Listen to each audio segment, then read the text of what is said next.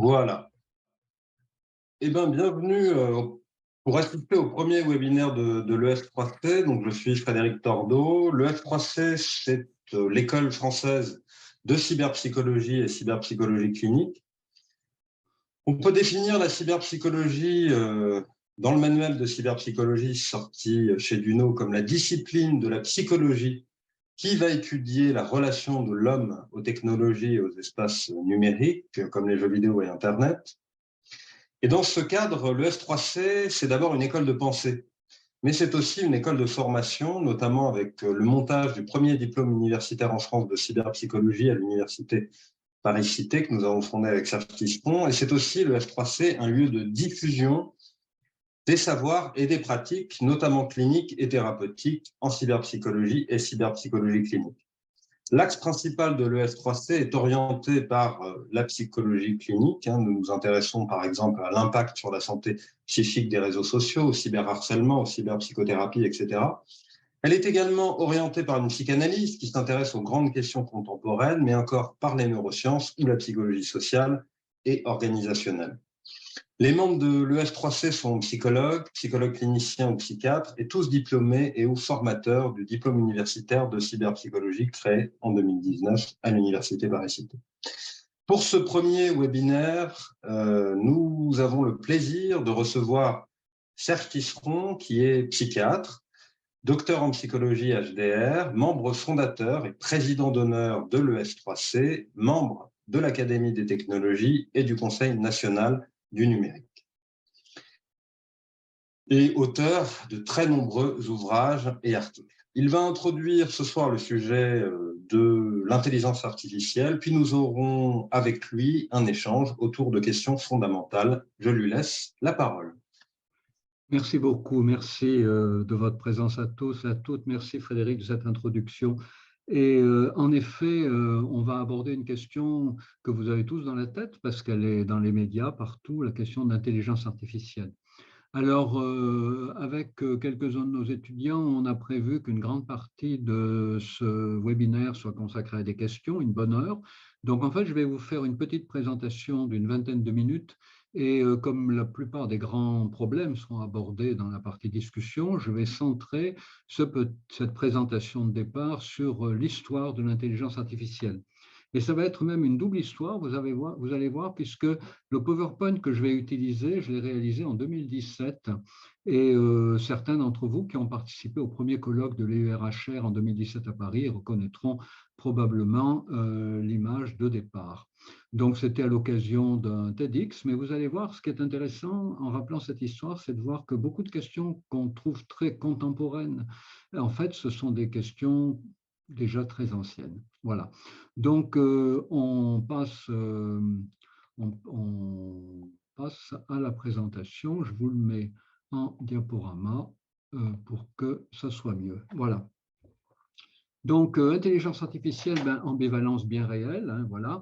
Et l'être humain a toujours rêvé de fabriquer des machines qui le servent. Alors, il y avait les servantes d'or de Héphaïstos, dans la tradition grecque, le golem, première machine à contenir du silicium. En fait, c'était de la terre, mais il y avait aussi du sable, donc du silicium, et puis à être dirigé par un code, par des lettres. Et puis, bien sûr, Terminator, hein, qui a tellement marqué nos imaginaires.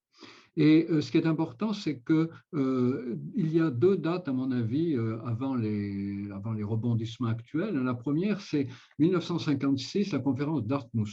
Alors, à cette époque-là, McCarthy puis Minsky se battent pour faire entrer l'expression intelligence artificielle dans le langage. Et beaucoup de chercheurs aujourd'hui disent qu'ils ne les remercient pas parce que cette expression intelligence artificielle a donné suite à d'autres expressions comme neurones artificiels, empathie artificielle, et des expressions qui toutes sont bourrées de quiproquos.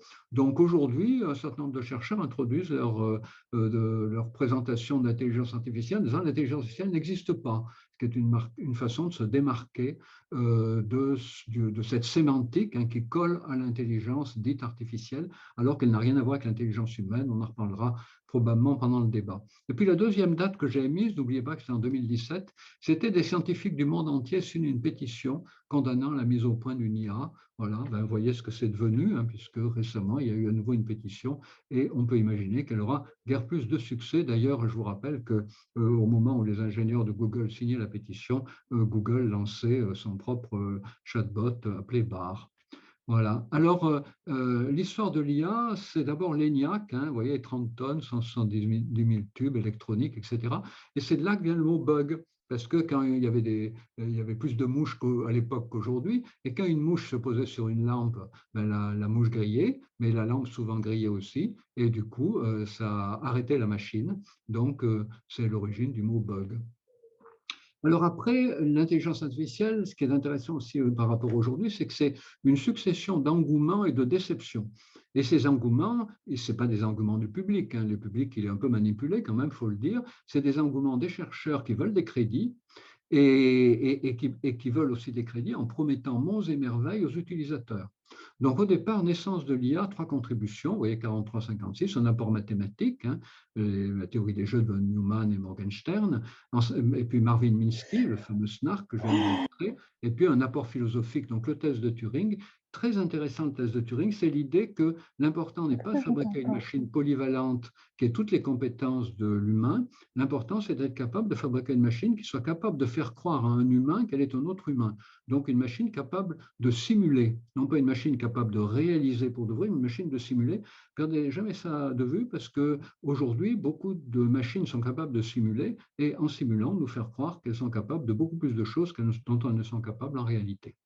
Donc la naissance et puis l'âge d'or des premiers langages de programmation, premiers réseaux sémantiques. ELISA de Joseph Weizenbaum, il faut en dire un mot parce que merveilleuse invention. Joseph Weizenbaum fabrique une machine basée sur le principe des thérapeutes rogériens, c'est-à-dire que la machine, quand on lui parle, alors à l'époque on ne lui parle pas, on tape sur un clavier, la machine répond sur un écran.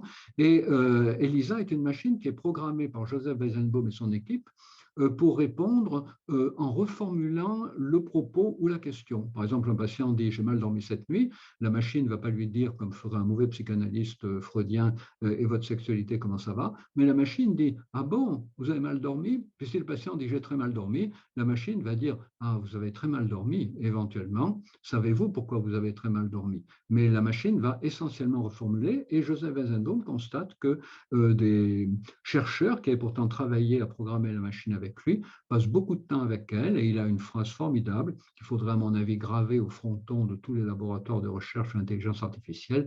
Joseph Weizenbaum dit à ce moment-là: je n'aurais jamais cru qu'une machine aussi simple, parce qu'à l'époque elle était très simple, qu'une machine aussi simple soit capable de provoquer chez des gens normaux de tels délires. Voilà. Eh bien, écoutez, en tant que psy, ce dont on va avoir affaire de plus en plus avec la technologie numérique, c'est des délires chez des gens normaux. Et de ce point de vue-là, la phrase de Joseph Weizenbaum mérite vraiment d'être méditée.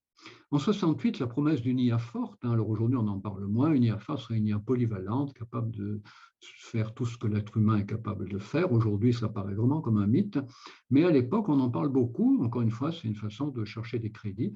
Et puis le fameux film de Stanley Kubrick, hein, avec HAL 9000, qui frappe les imaginations et qui va imprimer durablement dans l'esprit des gens, un peu comme ChatGPT aujourd'hui d'ailleurs, mais dans le domaine de l'imaginaire plus que dans le domaine de la réalité, l'idée qu'on y arrive, que c'est pour bientôt, que voilà, qu'on est dedans. Voilà.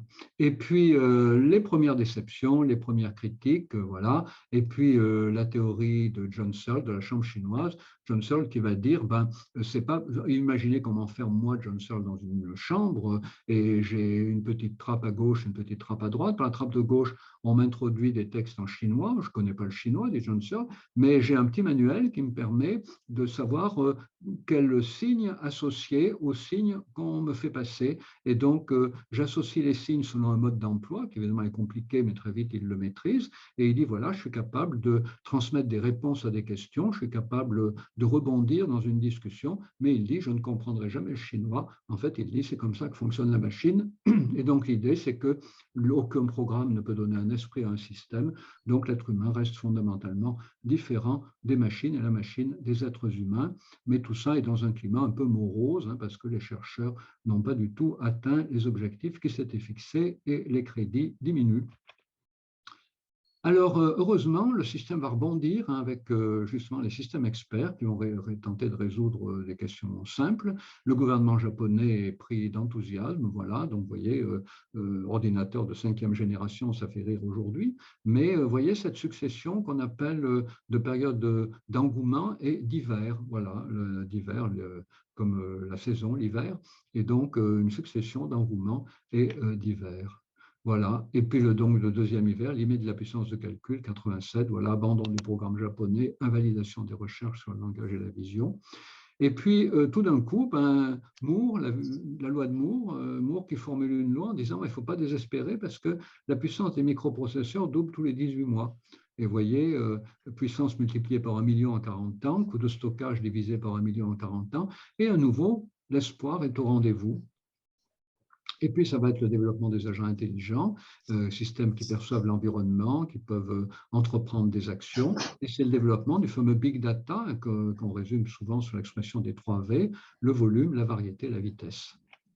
Voilà, et puis après, ben, vous connaissez l'histoire, 97, Deep Blue gagne Kasparov aux échecs. Le plus intéressant, à mon avis, c'est la colère de Kasparov, qui à un moment a l'impression qu'il y a eu tricherie parce que la machine improvise un coup qu'aucun humain n'avait jamais fait. Et donc, c'est aussi l'idée que peut-être une intelligence, peut-être une machine, un computer numérique extrêmement perfectionné, affranchi des modèles humains, pourrait finalement proposer des solutions à des problèmes complexes, comme ici les échecs, dont les humains n'ont jamais eu idée, parce qu'ils sont limités dans leur capacité de compréhension, ben pas seulement par leurs a priori, leur culture, mais aussi par leur corps, par tout ce que leur corps impose dans leur mode de raisonnement. Et toute chose qu'on envisage aujourd'hui autour de la question de l'embodiment, hein, c'est-à-dire le fait que ben, nous raisonnons aussi en fonction de l'environnement, de la façon dont notre corps se trouve au monde, de nos activités physiques avec nos 2 bras, nos 2 jambes, etc. Voilà, victoire Deep Blue sur Kasparov, et beaucoup de gens disent ben, les échecs ça va, c'est pas trop compliqué, mais le jeu de Go, l'intelligence artificielle n'y arrivera jamais. Et entre-temps, ben, il y a la voiture de Google, voilà, le véhicule autonome dont on a beaucoup parlé, mais qui fonctionne. On a plus parlé, on en parle moins d'ailleurs maintenant qui fonctionne, ce qui est d'ailleurs une fatalité un petit peu de l'intelligence artificielle. Si on en parle beaucoup avant qu'elle arrive, et quand elle est là, on n'en parle plus.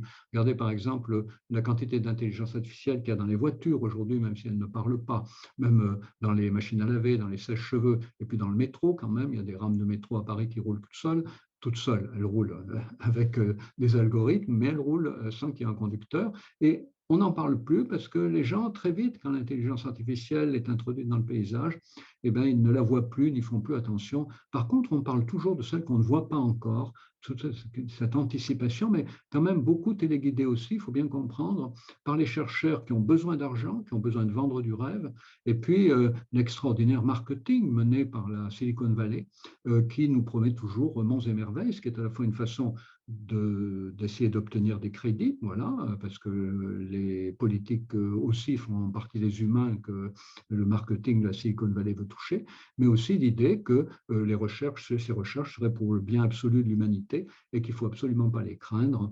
Voilà, donc double objectif du marketing qui fait que, vous voyez, il y a toujours un rebondissement qui est moins lié à des découvertes nouvelles qu'au fait qu'il y a la possibilité de fixer un nouvel objectif et donc de convaincre un nouveau public. Là, c'est 2011, c'est Watson. Alors Watson qui depuis est utilisé dans quelques banques pour répondre aux clients, sans d'ailleurs se présenter comme un ordinateur, ce qui risque de ne pas durer puisque dans les modes de régulation envisagés aujourd'hui à la suite de ChatGPT, il y a l'idée que personne ne devrait avoir affaire à une machine sans le savoir, mais ça, depuis 2011, Watson a déjà bien fonctionné. La régulation arrive pas trop tard, on va dire qu'elle arrive trop tard, mais elle arrive tard, voilà. Et voilà, donc Watson gagnant au Jeopardy, grande date, 2011, et puis AlphaGo, hein, voilà, 2016. Avec encore cette idée que l'ordinateur a finalement inventé des coups qui n'étaient jamais venus à l'esprit d'un être humain. Et c'est quelque chose dont on parle assez peu, mais l'idée de la machine qui fait aussi bien que l'homme, c'est une éventualité, mais l'idée de la machine qui fait autre chose que l'homme, c'est aussi une autre éventualité, mais on n'en parle pas beaucoup parce que c'est vrai que c'est quelque chose qui est peut-être encore plus stressant. La machine qui fait mieux que l'homme, on va essayer de ne pas la mener trop loin, on va dire, mais la machine qui fait radicalement différemment de l'homme, et éventuellement qui peut le battre sur son propre terrain, vous voyez que ça pose des problèmes évidemment éthiques, et ça pose des problèmes philosophiques, et ça pose des problèmes de régulation autrement plus préoccupants. Voilà. Et puis quelques mots encore sur le fait que l'IA, ben, c'est une formidable source de changement, hein, et innovation technologique, ben, qui suscite l'innovation des services, des produits, des modèles économiques, des modèles marketing, des modèles organisationnels, des modèles sociaux. Je vous rappelle que le PowerPoint était en 2017 et vous voyez bien qu'aujourd'hui, ça n'a pas pris une ride, hein, si ce n'est que l'accent est plus mis avec l'IA générative sur les modèles organisationnels, les modèles marketing, les modèles sociaux, que sur les modèles économiques ou sur les services et produits. Mais toutes les réflexions autour de l'intelligence artificielle intègrent ces différents domaines. À l'époque, en 2017, voilà, je donne comme exemple le véhicule autonome qui non seulement transporte des marchandises, évidemment, mais qui peut aussi rendre service à des personnes handicapées, à des personnes fragiles, qui modifie le rapport à la mobilité. Et là, ça introduit d'ailleurs une question intéressante, c'est que je pense qu'autour de ces technologies innovantes, il faut absolument sortir de la dichotomie c'est bien, c'est pas bien. Entre nous, si je peux dire, j'étais assez déçu par plusieurs débats organisés par les grands médias qui, en général, ont convoqué il y a quelques semaines un pour et un contre. Voilà, il y avait des pour et des contre peu connus, mais il y avait des pour et des contre très connus. Et alors, évidemment, le pour face au contre se caricaturait, le contre face au pour se caricaturait. Et puis, on en était à dire, ben voilà, soit l'un des deux disait, mais c'est l'aube d'une humanité nouvelle, et l'autre disait, mais non, c'est pire que la bombe atomique, ça va tous nous détruire. Mais en fait, la question qu'il faut se poser sans arrêt, c'est qu'est-ce que ça va changer? Vous voyez, rappelez-vous un truc tout bête, la bicyclette. Quand la bicyclette est apparue, il y a des gens qui ont dit ça va rendre les gens malades, ils vont tomber, ils vont se faire mal, les femmes qui sont capables, paraît-il, de s'exciter en bicyclette, c'est ce que disaient les moralistes de l'époque, vont échapper à leur mari, elles vont tromper leur mari avec leur bicyclette, voilà, il faut leur interdire la bicyclette. Donc un tas de trucs qui étaient centrés sur c'est très bien ou c'est très dangereux. Et puis qu'est-ce qui s'est passé en fait? Ben, il s'est passé que ça a complètement modifié le régime matrimonial parce que les gens allaient chercher mari ou femme dans le village d'à côté. En fait, c'est tous les hommes qui prenaient leur bicyclette, qui allaient chercher leur femme dans le village d'à côté, voire dans 3 villages un peu plus loin. Et donc, du coup, ça a complètement modifié la mobilité sociale. Et donc, la modification de la mobilité sociale, il y a des bons côtés, il y a des mauvais côtés, mais vous voyez, à l'époque, c'était absolument pas ce qui était envisagé. Les choses étaient envisagées beaucoup plus en termes moral et en termes de ce qu'on anticipait d'un drame possible arrivant à la société. Donc aujourd'hui, ben, évidemment, ça aussi, ça n'a pas pris une ride. Donc, des domaines de recherche privilégiés pour l'intelligence artificielle, hein, la médecine, l'éducation, les réseaux de robots, la communication en machine qui est placée sous l'intitulé empathie artificielle. Alors, on en reparlera, hein, mais en fait, c'est les hommes c'est les humains qui ont de l'empathie, la machine n'en a pas. Ce qu'on appelle l'empathie artificielle, c'est un oxymore, c'est une contradiction dans les termes, mais on en reparlera tout à l'heure pendant le débat. Et puis donc voilà, ici donc en médecine, augmentation des possibilités humaines, voilà, séquençage du génome. L'exemple du docteur Caroline McGregor, ça c'était en 2016, voilà, mais je ne sais plus ce qu'elle fait maintenant, docteur McGregor, mais elle doit continuer. Vous voyez, donc c'est pour montrer les formidables possibilités de l'intelligence artificielle, l'éducation, les robots en essaim, possibilité de concevoir une conscience collective des robots communiquant entre eux. On est dans la fantasmagorie, mais c'était ce qui était agité autour de la robotique à cette époque-là, puisque ce n'était pas autour de ChatGPT, autour de l'IA générative qu'on discutait, c'était autour de la robotique. Et en même temps, formidables inquiétudes, évidemment, sur le traitement des données personnelles et la protection de la vie privée. Alors tout ça, ça n'a pas changé, hein. Sur les emplois, sur les relations que les humains pourront établir avec les robots, sur une société inégalitaire. Alors de ce point de vue-là, je veux simplement attirer votre attention sur le fait que je n'ai pas voulu changer le PowerPoint, mais il faudrait prendre la troisième proposition et la mettre en dernier. Pourquoi? Parce que toutes les grandes révolutions technologiques se sont accompagnées de trois grandes inquiétudes. La protection de la vie privée et les risques de manipulation. L'invention de la presse, c'est quand même le risque des grands patrons de presse manipulent tous les lecteurs de leurs journaux. Voilà.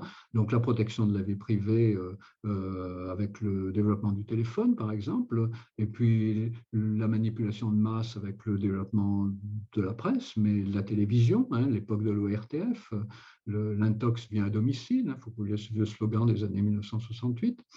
Et donc, inquiétude sur la protection de la vie privée, sur la manipulation de masse, ça a accompagné toutes les grandes révolutions technologiques. Inquiétude sur les emplois, même chose. Et risque d'entrer dans une société de plus en plus inégalitaire, même chose. C'est les trois grandes inquiétudes qui ont accompagné toutes les grandes révolutions technologiques. Ce qui ne veut pas dire qu'elles ne soient pas légitimes, mais elles ont cette continuité. En revanche, la troisième que vous voyez ici, j'aurais j'aurais pu faire passer un quatrième, mais encore une fois, je n'ai pas changé le PowerPoint, les relations que les humains pourront établir avec les robots. Et ça, c'est vraiment un domaine, c'est le domaine que j'évoquais tout à l'heure. C'est le domaine de ce que ça change, mais sans forcément que ce changement puisse être indexé positivement ou négativement. Non, ça change. Il y a une évolution culturelle, voilà, il y a des tas de changements. Les changements ont des avantages, ils ont des inconvénients. C'est pas mieux avant.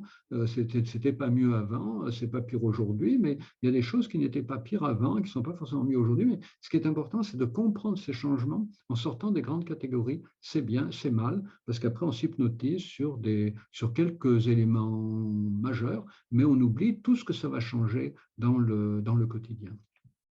Et la conclusion, c'est que, vous voyez, l'IA nous concerne tous, devenir un objet de débat public. Alors, je me réjouis qu'on en parle autant aujourd'hui, hein, parce que c'est bien évident que toutes les grandes révolutions technologiques doivent devenir un objet de débat public, tout au moins dans une démocratie. Et puis, le fait qu'avec l'intelligence artificielle, ce qui est important, c'est ce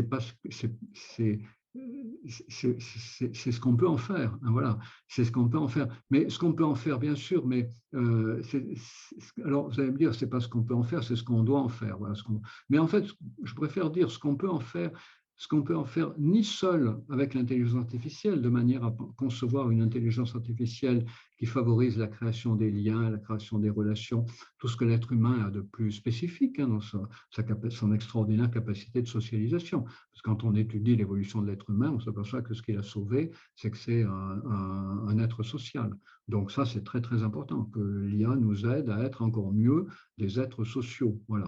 Donc, que l'IA nous aide à faire ce qu'on ne peut pas faire seul, faisons-le avec l'IA, mais en même temps, faisons aussi avec l'IA ce qu'on ne peut pas faire ensemble sans IA. Parce qu'actuellement, les liens sociaux existent, mais il y a des choses que même ensemble, on n'arrive pas à faire.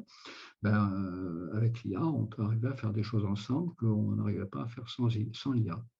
Voilà, écoutez, merci de votre attention sur cette petite présentation historique.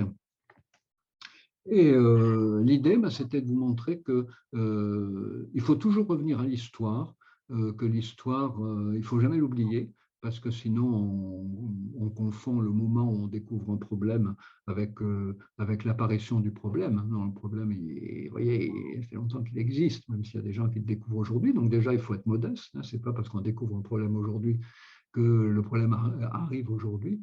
Et puis, ça montre aussi que l'histoire du moratoire, l'histoire des domaines d'application, les inquiétudes, elles étaient déjà formulées. Et à partir de là aussi, ça nous rend modestes, parce qu'est-ce qui a donc changé aujourd'hui dans le monde et en Europe pour que ces inquiétudes qui étaient déjà très présentes en 2017 et qui n'ont entraîné aucun changement, qu'est-ce qui a changé pour qu'aujourd'hui, ces inquiétudes puissent amener un changement? Voilà, merci de votre attention. Merci beaucoup, Serge Tisseron. Je vais laisser la parole à Mégane Barrel-Blondet, qui va pouvoir débuter cet échange que nous aurons avec vous pour une petite heure. Voilà, à toi, Mégane. Oui, merci. Bonsoir à tous. Merci beaucoup, Serge Tisseron, pour votre intervention. C'était effectivement nécessaire de rappeler l'historique. C'est une très bonne base. Vous avez souhaité que ce soit un échange où finalement qu'on puisse vous proposer les questions qu'on a pu construire. Donc les questions, effectivement, elles ont été co-construites en collaboration avec le reste des membres de l'EF3C. Et puis on a aussi pioché parmi les propositions que certaines personnes ont pu nous faire sur nos réseaux pour pouvoir aller un peu plus loin dans ce que vous avez déjà commencé à évoquer. Il y aura sans doute des choses qui toucheront à notre relation à la machine, effectivement, qu'elle soit réelle ou fantasmée ou projective. Il y aura aussi des questions plus pragmatiques, peut-être plus de l'ordre des recommandations ou du juridique. En tout cas, voilà, on essaiera d'avancer au fur et à mesure à travers différents points. Mais la première question que j'ai envie de vous poser, c'est à propos du mot singularité. Parce que finalement, il est très différent ce mot si on l'utilise dans les sciences humaines ou bien dans l'univers de la tech. La singularité dans les sciences humaines, c'est quand même le particulier, la particularité, alors que la singularité technologique, c'est autre chose. C'est une bascule où la machine dépasserait l'homme. Alors, bascule hypothétique ou déjà déjà là, tout dépend de ce qu'on considère dans l'idée de dépassement. Est-ce qu'il s'agit d'intelligence cognitive ou autre? Mais j'aimerais que vous puissiez développer un peu cette différence conceptuelle. Oui, alors, vous dites hypothétique. La singularité pour les transhumanistes, elle n'est pas hypothétique, elle est même datée. On s'est dit que Kurzweil a déplacé un petit peu la date récemment, mais je crois que ça reste aux alentours de 35-40. Voilà. Alors, ce mot de singularité, oui, alors il a une définition assez précise en sciences humaines. C'est le fait qu'aucun individu n'est semblable à aucun autre. Chaque être humain est singulier. Alors, en revanche, parallèlement à cette définition des sciences humaines et à cette définition transhumaniste, il existe d'abord une définition mathématique. C'est-à-dire un objet singulier en mathématiques, c'est un objet qui n'est pas bien défini. C'est un objet qui est unique en son genre et qui reste, comment dire, qui n'est pas bien défini, donc il reste à définir, il reste à découvrir. Donc l'être humain reste toujours à découvrir et la singularité reste à découvrir. Donc si vous voulez, il y a une continuité quand même, il y a peu de continuité entre la définition sciences humaines et définition humaniste, mais si on les rattache ces deux définitions à la définition mathématique, en fait on voit bien la continuité. D'accord. Très bien. Ben, en tout cas, l'autre question qui a été amenée aussi par rapport à la singularité, c'est est-ce que l'IA pourrait effacer notre propre singularité? Parce qu'on parle beaucoup effectivement avec ChatGPT qui se base sur des données très précises, existantes, qui peuvent être du coup porteuses de nos biais. Voilà, les personnes qui posaient cette question ramènent effectivement l'idée du risque d'uniformisation des modes de pensée, de la disparition de certaines langues, certaines cultures, de certains savoirs également, et puis d'erreurs. Oui, alors je pense que il faut revenir à ce qui est justement notre spécificité, notre singularité par rapport aux machines, c'est avoir un corps. Nous avons un corps, voilà. La machine, dans l'état actuel des choses, elle n'a pas de corps, elle peut avoir une boîte, elle n'a pas de corps.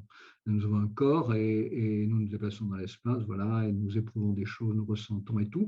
Et vous savez, c'est ce que Gregory Bateson appelait l'inactivisme et puis que Francisco Varela appelait l'inaction. Le fait qu'on construit ces représentations du monde à partir d'un ensemble d'expériences qu'on fait, d'un ensemble d'éprouvés, d'expériences, de pensées qui s'organisent en lien avec l'environnement. C'est-à-dire, voilà, nous sommes dans notre corps est dans un milieu, et c'est cela qui organise notre mode de pensée.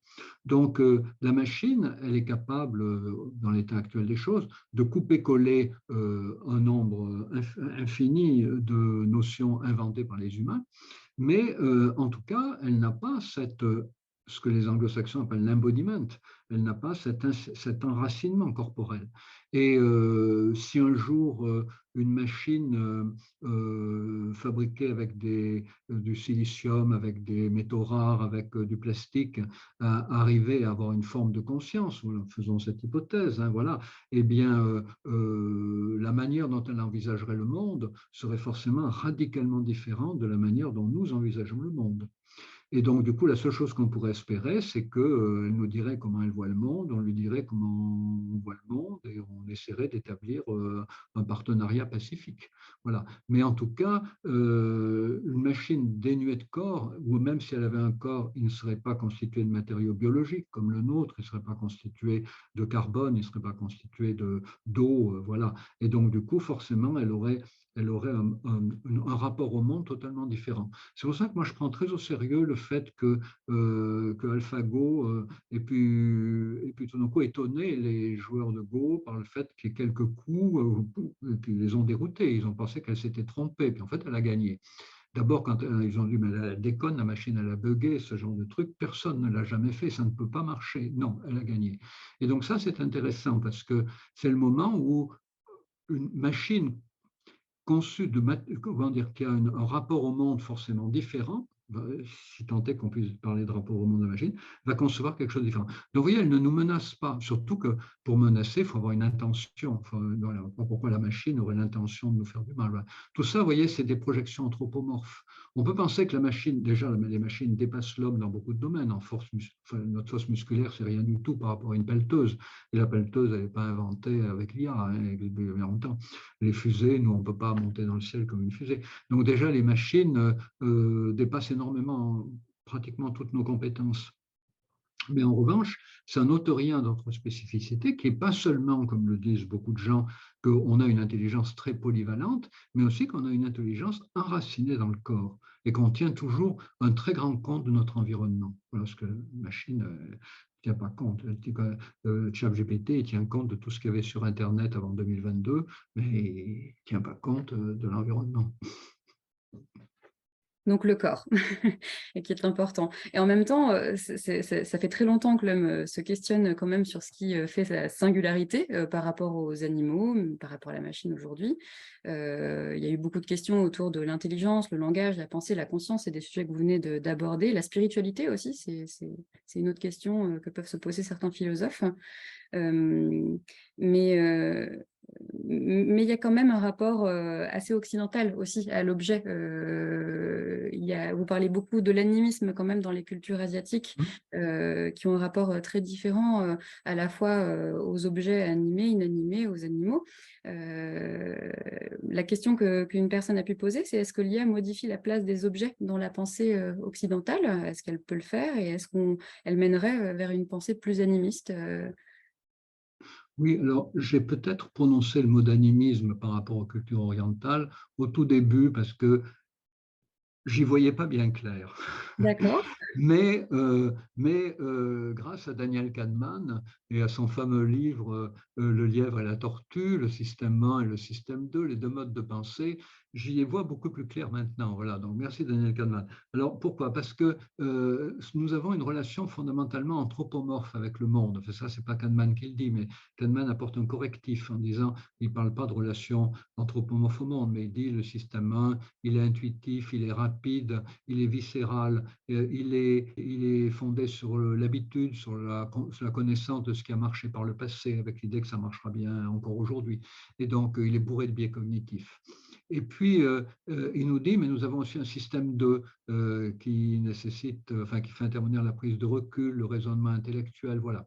Donc, un chercheur peut très bien être en système 2 quand il fait ses travaux et ensuite basculer en système 1 quand il est avec son canapé, avec sa voiture, avec son ordinateur. Voilà. Et qu'est-ce que ça donne en pratique? Ben, ça donne par exemple le fait que si je suis familier avec mon ordinateur, je l'utilise beaucoup, voilà, et puis un jour il tombe en panne, peut-être que je vais m'énerver en lui disant ah non, quand même, tu ne vas pas me faire ça aujourd'hui, non, c'est pas possible, merde, putain, merde. Voilà, je vais jurer et puis je vais l'insulter. Bon, ça c'est système 1, c'est-à-dire que je réagis avec mon ordinateur comme je réagirais si quelqu'un tout d'un coup me disait ben écoute, le service que je dois te rendre et qui est important, te prêter ma voiture, je devais te prêter ma voiture aujourd'hui, ben non, je ne te la prête pas. Ben, tu fais ça et tout, pas aujourd'hui, voilà. Mais en revanche, on a un système 2, c'est-à-dire que vous n'allez pas ensuite parler à votre ordinateur en lui disant écoute, je m'excuse, je me suis un petit peu énervé, voilà. Non, parce que vous avez un système 1 qui est intervenu, mais vous avez le système 2 qui fait que vous n'allez pas vous excuser parce que vous ne pensez pas une seule seconde que l'ordinateur vous a écouté et qu'il va vous répondre. Alors ça, c'est ce qui fonctionne dans la vie courante et les Asiatiques, en effet, sont beaucoup moins honteux de s'engager dans le système 1 que nous. Nous, quand les gens qui parlent à leurs plantes vertes, ils le font tout doucement. Les gens qui parlent à leurs chiens, ils le font vraiment ouvertement. Voilà, il n'y a pas de honte parce que notre culture l'admet. Les gens qui parlent à leurs meubles, ils le font doucement aussi. Voilà. Et donc les Japonais, ils sont beaucoup plus libérés de ce point de vue-là. Donc quand on va au Japon, on est étonné. Mais l'animisme, c'est autre chose, hein. Si on fait référence aux travaux de Lévi-Brul, l'animisme, c'est vraiment le fait que l'ensemble du monde, les humains, les animaux, les objets, participent d'un même système. Alors que dans ce que je vous décris, système 1, système 2 de Kahneman, nous ne faisons pas partie du même système, mais l'être humain, en effet, a ces deux modes de fonctionnement. Alors le problème, c'est pour ça que je parlais de Joseph Weizenbaum tout à l'heure, le problème c'est qu'à partir du moment où on peut parler avec une machine et qu'elle nous répond, eh bien c'est difficile de ne pas être tenté de penser que peut-être elle aurait mal vécu ce qu'on lui a dit. Voilà. Et ça, c'est le grand problème des technologies numériques dans les échanges avec ChatGPT aujourd'hui, mais encore en France, il ne parle pas. On est obligé de taper sur un clavier. Le jour où il va parler, le jour où on va se balader avec des écouteurs dans les oreilles et on va lui raconter un petit bout de notre vie, on va peut-être lui demander des conseils. Voilà, mon patron, je vais demander à mon patron d'être augmenté, comment est-ce que je dois m'y prendre? Ben, il va vous faire une réponse, on va discuter avec lui. Et ça va être difficile de ne pas faire un pas de plus, c'est-à-dire de ne pas penser que peut-être la machine aurait des vraies émotions. Elle ne serait pas seulement la simulation d'émotions, elle aurait des vraies émotions. Donc, autrement dit, pour reprendre la distinction de Daniel Kahneman, ce qui me préoccupe quand même régulièrement en relation à des machines de plus en plus sophistiquées, c'est que le système 1 s'emballe, c'est-à-dire qu'on n'est plus le recul du système 2, alors que l'être humain a ces deux fers au feu, en quelque sorte. Il a ces deux outils à sa disposition, ces deux outils de compréhension à sa disposition, ces deux modes de pensée à sa disposition. Et ce qu'on peut craindre, c'est qu'avec l'évolution technologique, la manière dont les machines, la capacité d'interagir avec la machine comme avec des humains, nous amènera à fonctionner beaucoup en système 1 et finalement à minimiser le système 2. Alors, je trouve ça intéressant parce que finalement, la question qui suit, clairement, on se trompe peut-être de système et ce serait peut-être bien de le reconsidérer selon le bon système. La question, c'était effectivement par rapport au fait que l'IA peut-elle avoir une conscience. Je pense que vous avez pu répondre quand même à ce sujet, mais la question, c'est est-ce qu'on doit lui accorder le consentement? Alors, on peut l'entendre très largement. Peut-elle dire non et peut-on lui dire non? Alors, il faut bien poser un principe, hein. L'homme commande, la machine obéit. Ça, il ne faut pas en sortir. Alors après, ça n'empêche pas forcément de se métisser avec la machine. Mais si on se métisse avec la machine, c'est l'homme qui décide de se métisser avec la machine. Ce n'est pas la machine qui décide de se métisser avec l'homme. Voilà. Donc, il faut reconnaître à la machine tout ce qu'elle peut apporter, l'autonomie qu'elle peut avoir dans beaucoup de tâches grâce à des algorithmes de plus en plus sophistiqués, mais c'est l'homme qui commande, c'est la machine qui obéit. Alors, si vous voulez, ce qui ne veut pas dire que la relation ne puisse pas être réciproque. C'est-à-dire, j'apporte certaines choses à la machine pour qu'elle fonctionne bien, et en contrepartie, la machine me porte des choses. Mais il faut bien poser que la relation n'est pas symétrique. C'est-à-dire qu'on n'est pas sur le même pied. C'est l'homme qui fabrique la machine, c'est l'homme qui commande la machine, et sauf dystopie abominable, comme chez Philippe Dix, ce n'est pas la machine qui commande l'homme. Donc, il n'y a pas de consentement à demander à la machine, même si la machine n'est pas contente, même si la machine peut protester de quelque chose. Par exemple, quand on l'arrête, il faut s'attendre au fait, regardez simplement aujourd'hui les jeux vidéo. Tous les gens qui jouent aux jeux vidéo sont familiers de ça. Vous en avez marre de jouer, à un moment, vous êtes fatigué, vous devez arrêter, vous arrêtez. Bon, la machine vous dit, est-ce que tu es bien sûr de vouloir arrêter? Vous cliquez oui, voilà, et elle ne vous dit pas bien sûr, mais ça revient à ça, voilà. Mais si tu quittes maintenant, tu rates peut-être quelque chose ou je ne sais quoi, donc est-ce que tu veux bien quitter? Oui. Donc la machine, si vous voulez, elle joue un peu sur nos nerfs mais ce n'est pas la machine qui joue sur nos nerfs, c'est les concepteurs, parce que plus on reste dans un jeu vidéo, plus on reste sur un réseau social, plus on apporte des données personnelles qui ensuite vont être monnayées très cher par la plateforme ou le fabricant du jeu. Donc, on assiste déjà à ces machines qui qui freinent des 4 pieds, on peut dire, hein, à un moment on veut les arrêter. J'avais protesté il y a longtemps par rapport au robot Pepper. Le robot Pepper, maintenant, il a été retiré du commerce, mais il y a une époque où le fabricant du robot Pepper lui promettait un avenir radieux. Il voyait un piper dans chaque famille japonaise. Et j'avais protesté parce que le piper, j'avais été l'essayer dans le showroom d'Aldébaran à l'époque. Et le piper, quand on veut l'arrêter, on est obligé d'aller chercher un petit bouton qui se trouve sur la nuque. Et on appuie sur le petit bouton et on a l'impression que le piper fait une crise cardiaque. Vous savez, il tombe d'un seul coup, mais d'une façon qui est sidérante. On a l'impression qu'il vraiment fait un anévrisme, une crise cardiaque. Et donc, j'avais dit, mais pourquoi est-ce qu'il ne dirait pas quand on l'arrête, tu as choisi de m'arrêter, eh bien, écoute, tu peux me remettre en route quand tu veux, et d'ici là, ben, profite bien de la vie sans moi. Voilà, quelque chose comme ça. Et, et je vois une question, voilà, mais je finis ce que je suis en train de dire. Et donc, j'avais dit, voilà, pourquoi c'est pas comme ça? Puis, elle ne m'a jamais répondu, parce que l'idée, c'était que le robot mime une crise cardiaque pour dissuader les gens de l'arrêter. Donc voilà, c'est toujours l'homme qui doit décider sur la machine, mais les fabricants font tout pour qu'on perde notre liberté avec les machines. C'est là où il y a un vrai problème en démocratie. Oui, bah, du coup, ça rejoint un peu la question suivante, c'est mais si effectivement nous sommes maîtres de la machine, pourquoi il y a autant de mouvements paranoïdes, tant d'angoisse d'aliénation, de manipulation, de domination, d'effacement également Oui, autour de ce l'angoisse. sujet-là? Alors, il y a les gens qui s'angoissent du pouvoir de la machine, mais il y a aussi les gens qui s'angoissent du pouvoir que les machines vont donner à ceux qui les fabriquent et qui les manipulent, qui les utilisent, qui les possèdent.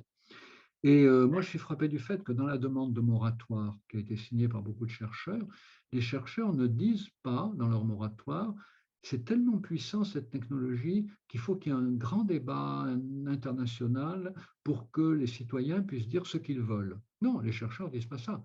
Les chercheurs disent c'est tellement dangereux ces technologies qu'il faut arrêter de les fabriquer pour que nous, chercheurs, nous soyons capables de bien les contrôler. Et ce qu'ils oublient de dire, c'est pour bien vous contrôler. Il faut que nous soyons capables de bien contrôler ces machines pour être capables de bien vous contrôler avec ces machines. Et donc, la rédaction du moratoire est accablant du point de vue de l'incapacité des chercheurs d'envisager les choses autrement que du point de vue des solutions qui sont censées apporter pour le bonheur de l'humanité, ce qu'ils imaginent pour l'humanité, et pas du tout envisager le problème du point de vue d'un grand débat public. C'est pour ça que déjà en 2017, dans le PowerPoint, j'appelais un débat public, et qu'aujourd'hui, il y a beaucoup de gens qui appellent au débat public. Parce que ce n'est pas aux chercheurs de décider ce qui est bon pour nous. Ils l'ont déjà bien trop fait. Ils l'ont fait avec la moteur à explosion. Il faut voir ce que ça a donné. Si les pouvoirs publics n'avaient pas imposé la ceinture de sécurité, le pare-brise éjectable, les verres de sécurité, la limitation de vitesse, il continuerait à y avoir des millions de morts toutes les semaines. Donc, c'est ça qui fait peur. Alors, si vous voulez, le problème, c'est que comme les fabricants sentent la peur, et qu'ils ne veulent pas que la peur soit dirigée contre eux qui fabriquent les technologies, ils détournent l'attention du public vers le fait que ces technologies pourraient être objectivement dangereuses. Non, elles sont ce que les chercheurs en feront et ce que les utilisateurs en feront. Et on peut aussi bien avec ces machines rentrer dans un cercle vicieux, dystopique, abominable, ou dans un cercle vertueux, si les usages sont des bons usages, bien réglementés, favorisant les liens sociaux, le collaboratif, etc. Oui, mais en même temps, c'est intéressant ce que vous dites parce que je crois que sur un plan individuel, peut-être que le fantasme ou la projection peut être considérée, en tout cas pour nous les psys, comme une tentative de maîtriser ce qui n'est pas maîtrisable ou incompréhensible, mais on entend aussi effectivement sur une logique plus de production qu'il y a une forme de déresponsabilisation aussi. C'est pas moi, c'est la machine. Et donc là, ça engage des questions beaucoup plus importantes sur l'aspect plus législation. Oui, alors effectivement, vous savez, on peut en dire un mot maintenant, le fameux IA Act de la Commission européenne. L'idée que le fabricant d'une machine ne peut pas se défausser des accidents qu'elle peut provoquer sur le revendeur ou l'utilisateur, qui a une responsabilité du fabricant. Alors après, vous savez, tous les débats aujourd'hui, beaucoup de débats dans le cadre européen, consiste à cerner justement quelle va être cette responsabilité. Alors, il y a d'un côté, comme toujours, il y a deux extrêmes. D'un côté, il y a ceux qui disent il faudrait à la limite que les nouvelles machines, les nouvelles IA génératives soient soumises à un agrément comme les médicaments.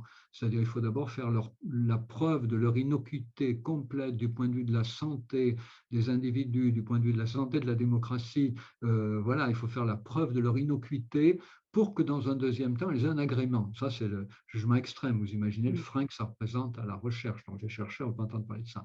Puis à l'autre extrémité, il y a ceux qui disent faut accepter de tâtonner. Voilà, les innovations rentrent dans le domaine public et puis on voit ce qui se passe, on teste. Voilà, ce n'est pas un principe de précaution, c'est un principe d'accompagnement en quelque sorte. Hein. On ne légifère pas en amont, mais on essaye de suivre au plus près possible. Mais ça coûte cher, parce que si on veut suivre de très près la manière dont les technologies modifient les comportements dans les entreprises, dans les écoles, il faut embaucher beaucoup de gens, créer des programmes de recherche, ça c'est pas trop compliqué, mais embaucher beaucoup de gens pour faire des statistiques, des études, etc. Mais il y a ces deux extrêmes du point de vue de la régulation.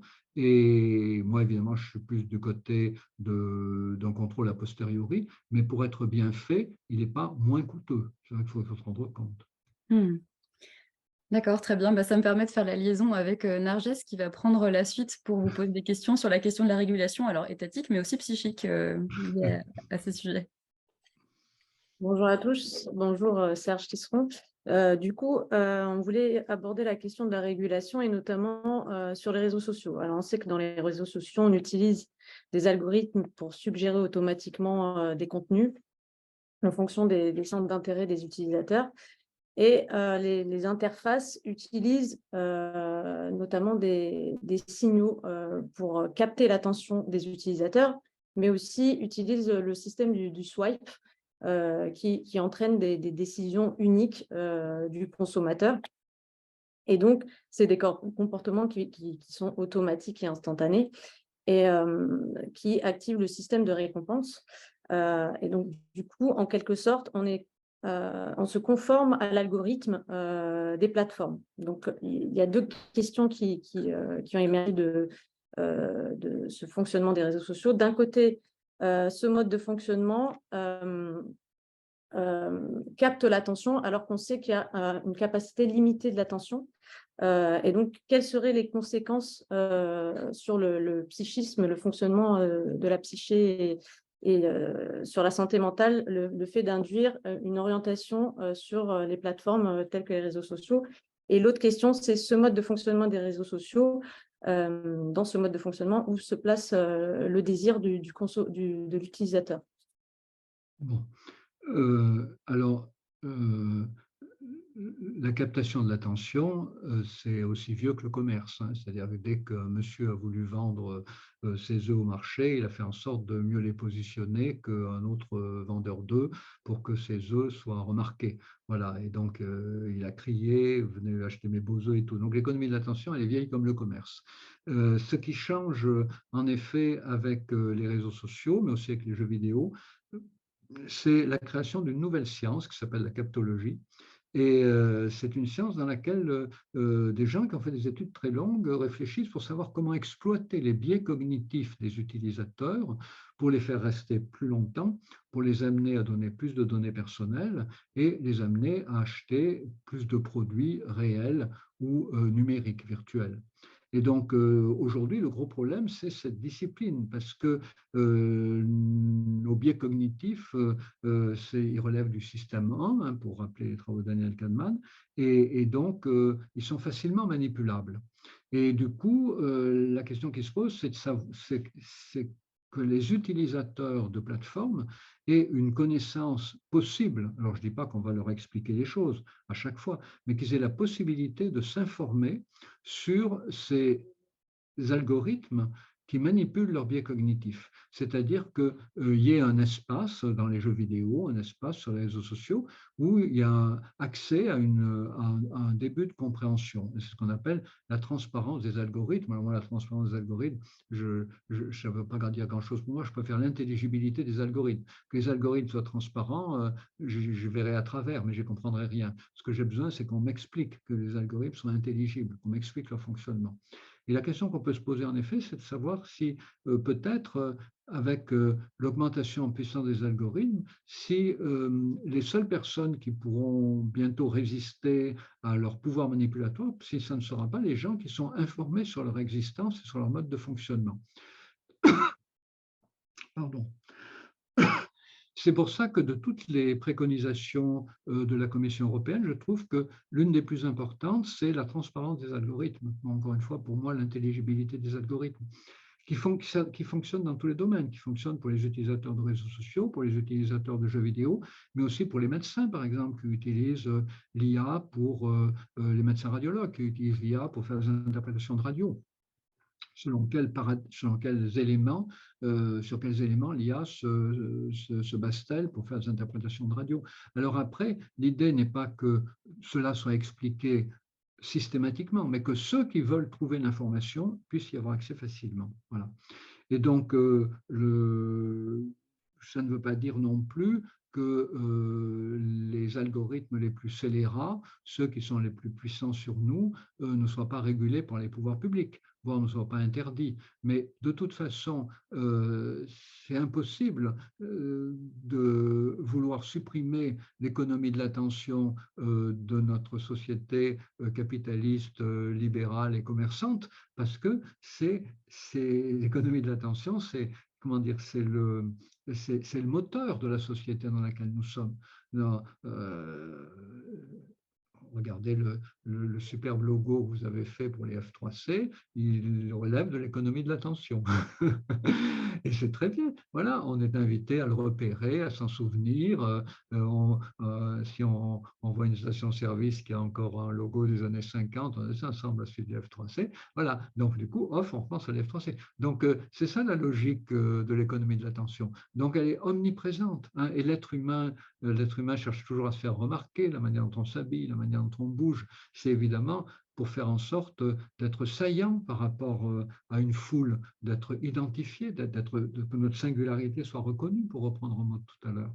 Et donc ça, on est dans une économie de l'attention. Mais encore une fois, le problème, c'est de voir qu'est-ce qui est acceptable et qu'est-ce qui ne l'est pas en termes de manipulation, et puis que ce qui est considéré comme acceptable, ça soit bien informé, que les gens aient la possibilité, encore une fois, d'avoir une intelligibilité des algorithmes par lesquels ils peuvent être manipulés. Par exemple, le fait que quand vous échouez à un jeu vidéo, plusieurs fois, l'algorithme baisse la difficulté. Ou si vous réussissez trop vite, l'algorithme monte la difficulté. Donc, ce n'est pas parce que vous avez appris dans un cas ou vous êtes fatigué dans l'autre, c'est une logique de l'algorithme. Donc ça, c'est des choses qu'il est utile de connaître. Ça n'ôte rien à votre plaisir de jouer, mais ça vous évite de jouer comme un naïf. Voilà.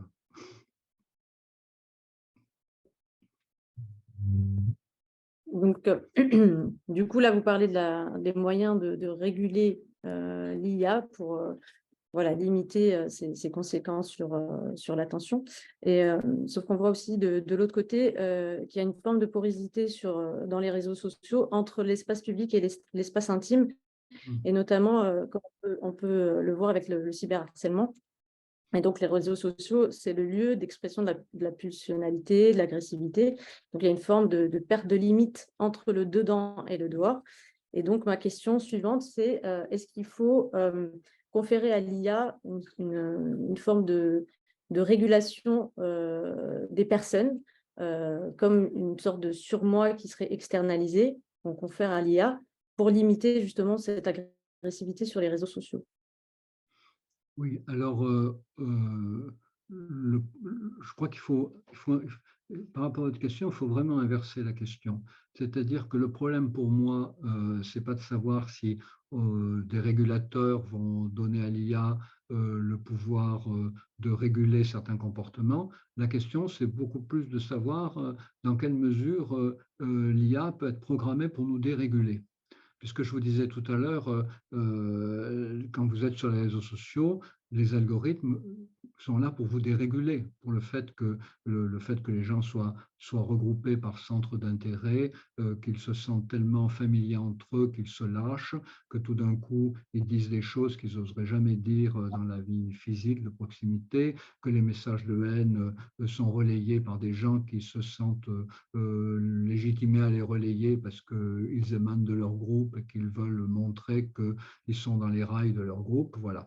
Et donc, le gros problème aujourd'hui, c'est qu'il y a un effet de dérégulation. C'est-à-dire que l'être humain, c'est pour ça, alors je peux discuter de l'expression décivilisation employée par Macron, mais il y a en tout cas, le mot est très, très, très outrancier, mais en revanche, ce qui est certain, c'est que l'être humain construit sa vie sociale sur le fait de s'auto-réguler, voilà, réguler apprendre à manger à heure fixe quand on a des horaires de bureau, voilà, à dormir à heure fixe quand on est obligé de se lever le matin, voilà. Donc l'être humain s'engage dans un tâche de régulation, pas toujours dire ce qu'on pense, savoir regarder les choses pour soi, voilà, être capable de débattre, voilà, sans se battre, voilà. Donc l'être humain doit apprendre à se réguler. Et le problème, c'est qu'aujourd'hui, il y a notamment au niveau des réseaux sociaux, des algorithmes qui dérégulent les capacités de régulation de l'être humain. Donc, le but, c'est que déjà, le législateur interdise certains algorithmes trop dérégulants et fasse en sorte, encore une fois, d'aider les sujets à pouvoir reprendre leurs repères. Alors c'est là aussi qu'il faut bien distinguer la logique d'une démocratie et la logique d'une dictature. Dans une dictature, vous pouvez être dérégulé, mais le seul qui tient, qui tient les outils de dérégulation possibles, c'est le chef suprême, c'est le dictateur. Voilà. Mais dans une démocratie, vous avez le droit de vous déréguler selon vos choix. Vous pouvez devenir accro au jeu de hasard d'argent, vous pouvez devenir accro, je sais pas, à la tarte aux pommes, voilà, ou accro à l'alcool, ou accro au tabac, voilà. Donc vous pouvez vous déréguler, puisque le propre d'une addiction, c'est la dérégulation. Mais en revanche, dans une démocratie, ce qui est prévu, c'est que vous avez le choix de la substance avec laquelle vous dérégulez, ou vous avez le choix de l'activité par laquelle vous pouvez vous déréguler. Mais si vous choisissez de vous réguler, vous bénéficiez d'une aide de l'État, c'est-à-dire de services spécialisés, de centres de psychothérapie, de centres d'addiction, etc. Et donc ça, c'est vraiment un acquis très fort de la démocratie. La liberté reconnue à l'être humain de se déréguler s'il en a envie et d'être aidé s'il le désire pour se réguler. Et si vous voulez, ça nécessite que l'être humain puisse comprendre à un certain moment comment il a été dérégulé. C'est pour ça que c'est si important que les réseaux sociaux, les algorithmes des réseaux sociaux, des jeux vidéo, voilà, qui ont aussi un effet dérégulant, que tout ça soit constamment pointé du doigt, et ça l'est un petit peu aujourd'hui, c'est très bien, soit constamment pointé du doigt dans les médias pour que tout le monde en prenne conscience. Mais en même temps, ça ne veut pas dire que ça condamne les réseaux sociaux, que ça condamne les jeux vidéo. Mais le problème, ce n'est pas les réseaux sociaux, ce n'est pas les jeux vidéo, c'est le fait qu'aujourd'hui, encore une fois, ils sont dérégulants. Voilà, c'est le problème, c'est pas, vous savez, des gens ont dit, le problème, c'était pas la cigarette, c'était les merdes que les fabricants de cigarettes mettaient dedans pour rendre les gens addicts. Voilà, et c'était autre chose en plus, un produit ajouté en plus au tabac. Et donc, il s'ajoutait la nicotine pour déréguler la consommation de cigarettes par les utilisateurs. C'est ça le problème, c'est quand le fabricant introduit dans le produit qu'il livre au public quelque chose qui va déréguler le public et qui va rendre le public dépendant du produit qu'il fabrique. Et c'est là que le législateur va intervenir. Pas pour que l'IA donne des limites, mais justement pour que l'IA n'impose pas une dérégulation aux gens.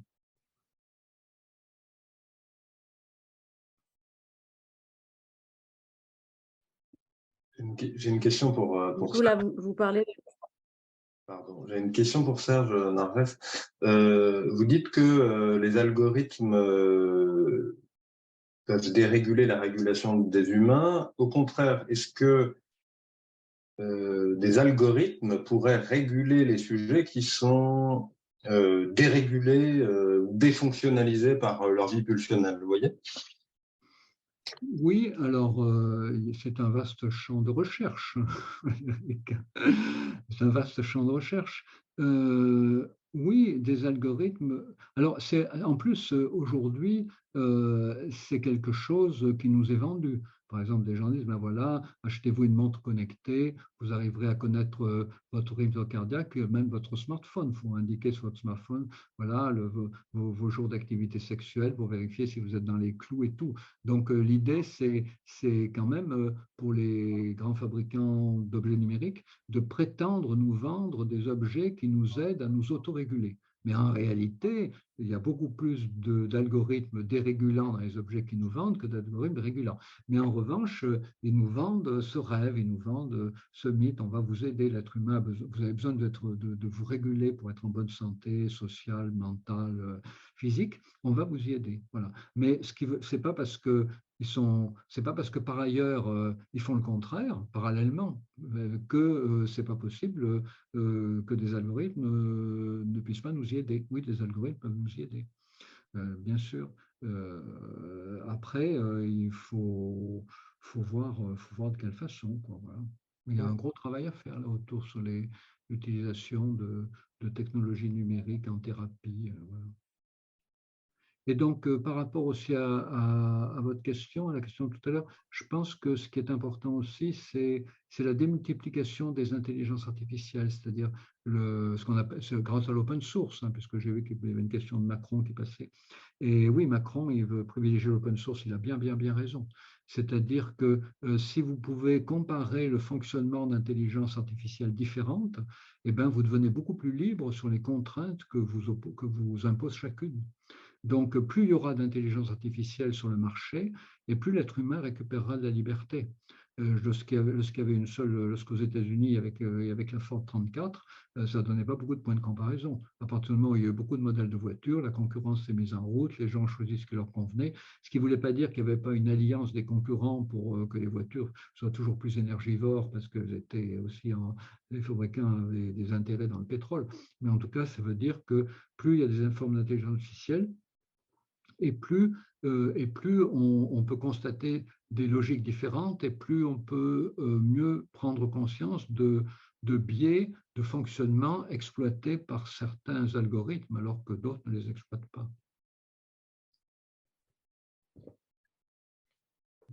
Du coup, tout à l'heure, vous parliez de la législation et aussi du moratoire sur l'utilisation de l'IA. Là, actuellement, il y a le Parlement européen qui est en train d'examiner justement l'IA Act, qui est une réglementation pour encadrer l'IA tout en conservant une liberté d'innovation. Donc, on se demandait ce que vous en pensez de ces décisions-là, que ce soit le moratoire d'un côté et les décisions du Parlement européen. Et la question suivante, c'était est-ce qu'il y a actuellement on est à un moment de bascule dans l'histoire de l'humanité où le progrès technologique va plus vite que l'humanité? Oui, alors, il faudra peut-être rappeler votre deuxième question quand j'aurai répondu à la première. Je risquerais d'oublier. Alors, l'idée de la régulation est excellente, hein. Alors, vous avez entendu, j'ai vu tout à l'heure le discours de Macron à Paris cet après-midi. Il faut pas, entre la régulation et l'innovation, il n'y a pas à choisir. Il faut mener les deux de front. Alors, il y a des choix de régulation qui sont à peu près consensuels, hein, mais ça aurait pu l'être plus vite, notamment le fait que nous sachions toujours, nous ayons toujours connaissance des contenus générés par une IA. Donc c'est bien le moins, quoi. C'est bien le moins quand même c'est bien le moins de le demander. Mais comme je disais tout à l'heure, Watson déjà répond déjà au téléphone dans certaines banques françaises sans que les interlocuteurs humains sachent qu'ils ont affaire à un robot. Donc il y aurait aussi à faire pour que l'être humain sache toujours quand il appelle un numéro s'il a affaire à un humain ou à une IA. Parce que si vous avez essayé ChatGPT, imaginez ChatGPT qui parle, ben, c'est impossible à diagnostiquer. Hein. Voilà, vous avez affaire à quelqu'un bon, qui est très poli, qui est très gentil, qui reconnaît tout de suite ses erreurs, qui s'excuse et tout. C'est l'employé modèle. Hein. Voilà. Donc les gens diront, mais c'est formidable, j'ai eu de la chance, je suis tombé sur un excellent employé. Non, il faut qu'on sache toujours si un contenu auquel on est confronté a été fabriqué totalement ou partiellement par une IA, mais il faut aussi qu'on sache toujours si on parle à une IA ou pas. J'avais en 2013 pour l'Institut pour l'étude des relations homme-robot créé une charte éthique qui reposait sur certains points qui ne vont pas vous étonner, c'était liberté, égalité, fraternité. Et bien dans la liberté, il y a la liberté de savoir si on a affaire à une machine ou pas, c'est quand même la moindre des choses. Et la liberté d'arrêter la machine si on a envie de l'arrêter. Et dans l'égalité, ben, il y a l'égalité d'accès de tous aux technologies innovantes, ce qui est évidemment une condamnation de transhumanisme qui, dans ses délires, veut réserver les technologies les plus performantes aux gens les plus performants. Vous connaissez le Thiel, Musk s'en cache pas. Voilà, tout le monde ne survivra pas. Il faut que les plus compétents, les plus capables survivent en priorité et bénéficient donc en priorité de tous les perfectionnements technologiques. Donc liberté, égalité, fraternité, ben, la fraternité, ben, c'est le fait que les technologies doivent nous aider à créer des liens sociaux. Donc on n'en est pas encore là hein, au niveau de la régulation européenne, mais quand même, il y a des idées qui avancent. Et puis cette idée de la transparence des algorithmes dont je vous parlais tout à l'heure, hein, qui me paraît vraiment un point très important sur lequel il y a à peu près unanimité aussi. Et puis, en Europe, le respect des droits d'auteur, qui pourrait s'assimiler aussi à une forme de fraternité humaine.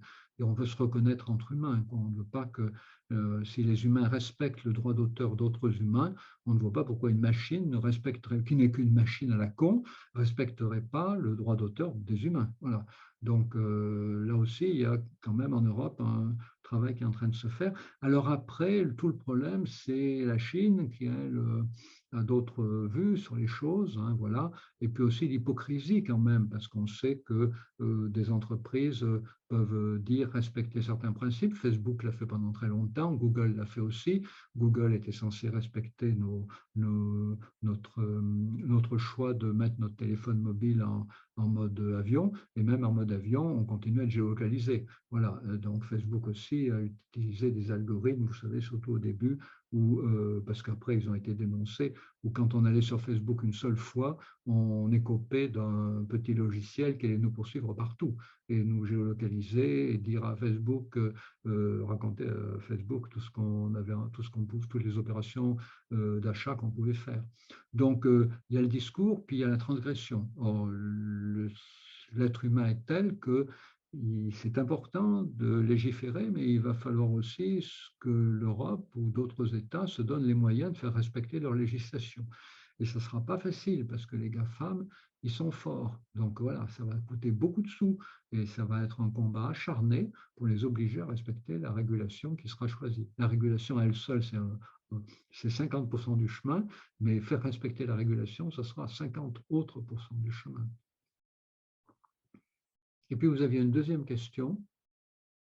La deuxième question, c'était est-ce que le progrès technologique va trop vite pour l'humanité? Est-ce qu'on est dans une période il a toujours été trop vite pour l'humanité. Alors, ce qui est certain, c'est qu'il va beaucoup plus vite. Ma grand-mère n'osait pas toucher le bouton électrique. Elle avait toujours peur que ça explose. Donc, elle demandait toujours à ma tante, sa fille, d'arrêter, de mettre en route l'électricité pour elle. Elle n'avait jamais, vraiment pu se faire à cette innovation technologique. Donc, ce qui sauve l'humanité, c'est paradoxal, d'ailleurs, ce qui sauve l'humanité du risque de s'enfermer dans des technologies d'un moment donné de l'histoire, c'est que l'être humain est mortel. Et donc, vous savez comme moi, vous savez même mieux que moi avec votre âge, que les jeunes se précipitent sur tout ce qui est nouveau et ils se familiarisent avec ce qui est nouveau et ils imposent ce qui est nouveau sur le marché. C'est l'utilisation des SMS, beaucoup d'innovations technologiques, les réseaux sociaux, beaucoup d'innovations technologiques sont imposées par les jeunes utilisateurs qui sautent dessus. Voilà. Et donc, du coup, tout est toujours allé trop vite pour les plus de 30 ans. Mais pour un enfant aujourd'hui qui vient au monde, la tablette, c'est moins compliqué à gérer que la machine à laver. Machine à laver, il va falloir qu'il ait 18, 19, 20 ans pour arriver à savoir comment ça fonctionne. La tablette, il le saura beaucoup plus tôt. Le smartphone, il sera beaucoup plus tôt. Vous allez me dire, il ne saura pas comment il fonctionne, il saura l'utiliser. Mais la machine à laver non plus, on ne sait pas très bien comment elle fonctionne. D'ailleurs, quand elle tombe en panne, on se demande bien pourquoi. Voilà, on ne sait pas non plus comment elle fonctionne. Donc, oui, les technologies vont beaucoup trop vite pour les gens, pour les plus de 30 ans. Alors, ce qui est nouveau, c'est qu'avant, elles allaient trop vite pour les plus de 50 ans. Maintenant, elles vont plus trop vite pour les plus de 30 ans, et peut-être que bientôt, elles vont aller trop vite pour les plus de 15 ans. On voit déjà des gens qui ont 18, 19 ans et qui sont un peu déroutés par des technologies qu'utilisent des frères et des sœurs qui ont 8, 9 ans. Regardez la vitesse avec laquelle les réseaux sociaux ont évolué quand même. Facebook, Twitter, Instagram, on pensait Instagram installé dans le paysage, voilà, TikTok radicalement différent. Et puis après TikTok, il y aura quoi? Personne ne sait. Mais probablement la prochaine génération, elle n'ira pas sur TikTok, elle ira sur la nouveauté. Donc, il y a une accélération technologique. Cette accélération technologique, ben, elle nécessite d'être encadrée par le législateur parce que les humains ne sont pas capables de la réguler. Regardez, moi, le téléphone portable, si on nous avait dit quand même plus vite, si on avait dit plus vite à la population, le téléphone portable, ce n'est pas pour les bébés, eh ben, il y a beaucoup de parents qui l'auraient entendu. Le problème, c'est que ça n'a pas été dit. Donc, pourquoi ça n'a pas été dit? Parce que le lobby était tellement puissant, le lobby des fabricants était tellement puissant, et les politiques sont tellement prisonniers de leurs électeurs. Les politiques ne bougent quand une majorité de l'électorat bouge. Un politique, enfin, sauf personnalité absolument exceptionnelle, un politique ne prend pas le risque de prendre une mesure dont personne ne se préoccupe, elle serait impopulaire, ça lui perdrait son temps. Les politiques prennent des mesures qui sont attendues par le public et des fois des mesures qui sont refusées par le public, comme Macron fait ça très bien, enfin fait ça très bien, très mal. Il fait ça parce qu'il pense que c'est sa responsabilité, prendre des mesures refusées par le public parce qu'il pense qu'elles sont importantes à long terme. Mais sinon, les politiques prennent le plus souvent des mesures qui sont plébiscitées par le public de manière à se faire réélire. Donc, quand le téléphone mobile est apparu, ben, comme personne n'était inquiet du téléphone mobile et que tout le monde disait c'est formidable, comme la télé d'ailleurs au début, et ben du coup ça a diffusé très vite. Regardez les enceintes connectées. Il n'y a pas eu de débat sur les enceintes connectées. Et pourtant, un enfant de 1 ou 2 ans qui parle avec une enceinte connectée ou avec Siri, c'est un vrai problème. C'est pour ça que j'ai lancé les balises 36912 pour les chatbots. Parce qu'un enfant jeune ne sait pas comment fonctionne une intelligence artificielle. Il n'a pas idée de ce que ça peut être.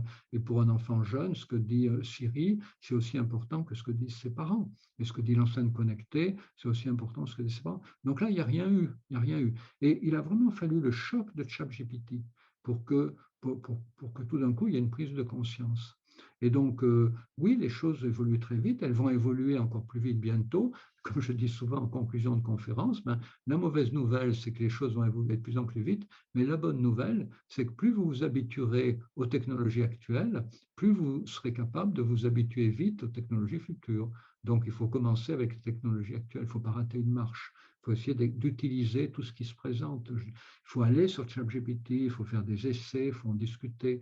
Parce qu'après ChatGPT, il y aura les machines parlantes qui vont poser encore beaucoup d'autres problèmes. Et puis, il y aura, vous savez, ChatGPT, c'est une étape. Il y aura l'IA polyvalente. On communiquera avec elle par l'odeur, par le toucher, etc. Et puis, il y aura l'intelligence artificielle embarquée. C'est-à-dire, ça ne sera pas seulement une voix, ça sera un visage sur un écran, ce qu'on appelle un compagnon digital. Et puis, ça sera un robot physique dans votre environnement. Et il a été montré que la puissance de suggestion de la voix d'une machine est encore plus grande quand on passe du boîtier, genre boîtier Alexa, à une figure sur un écran, à un compagnon digital. Et l'influence de la même voix sortant d'une machine est encore plus grande quand elle sort d'un robot qui a un aspect physique. Une étude a été faite sur les conseils de régime alimentaire et les conseils d'activité physique. Et donc, du coup, vous voyez, aujourd'hui, on n'en est qu'au début. La puissance de suggestion qui amène des gens à penser que ChatGPT dirait le vrai. C'est quand même fou, quoi. Il ne dit pas le vrai, c'est un chatbot, comme son nom l'indique. Chatbot, c'est un bot de conversation. Ce n'est pas la voix du Seigneur, c'est un bot de conversation. Il est là pour chatter. Il y a des gens qui pensent qu'il dit vrai. Alors, vous pensez que le jour où ça sera une figure de scientifique sur votre écran, vous croirez qu'il est vrai, qu'il existe pour de vrai, ou alors un robot physique qui sera très impressionnant, et voilà, et ben, vous serez encore plus victimes possibles, potentielles, du pouvoir d'influence de ces machines. Donc il faut travailler beaucoup déjà à nous libérer le plus possible du pouvoir d'influence des machines qui existent. C'est la meilleure manière de nous préparer à lutter contre le pouvoir d'influence des machines de demain qui sera bien, bien, bien plus grand. Merci Serge. Je vais repasser la parole à Mégane qui a d'autres questions à vous soumettre. Merci. Oui, c'était très intéressant, je vous remercie. Et puis finalement, la régulation, c'est aussi être là ensemble et parler de tout ça pour s'informer et pas être dupe. J'aimerais qu'on termine peut-être sur des questions qui touchent plus proprement à notre discipline, la psychologie et notre métier, la psychothérapie. On voit régulièrement effectivement des articles qui remettent en question l'utilisation de l'IA en lien avec notre santé. Il y a pu avoir des articles sur un homme en Belgique qui a été poussé au suicide par une IA, une autre plateforme d'aide psychologique avec une empathie un peu étrange remarquée par ses utilisateurs, utilisée parfois sans le consentement d'ailleurs de ces derniers, qui avait beaucoup fait perdre d'elle également, pardon. Ce serait intéressant de savoir ce que vous pouvez imaginer. Alors, vous avez déjà évoqué la charte éthique, la question de la liberté de pouvoir arrêter d'être conscient, en fait, aussi que la machine a cette intention-là. Mais est-ce que vous avez d'autres idées peut-être plus précises encore sur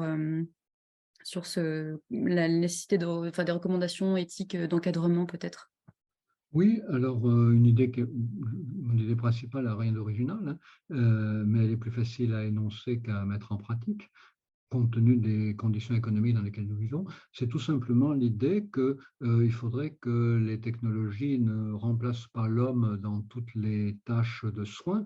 La technologie peut remplacer l'homme comme il s'agit de mettre de la peinture sur une carrosserie, personne ne s'en plaindra, c'est des activités terriblement génératrice de maladies graves chez les humains qui la faisaient avant l'invention des robots peintres, mais que dans le domaine de la santé en général, et de la santé mentale en particulier, il n'y ait jamais de délégation d'une tâche à une machine.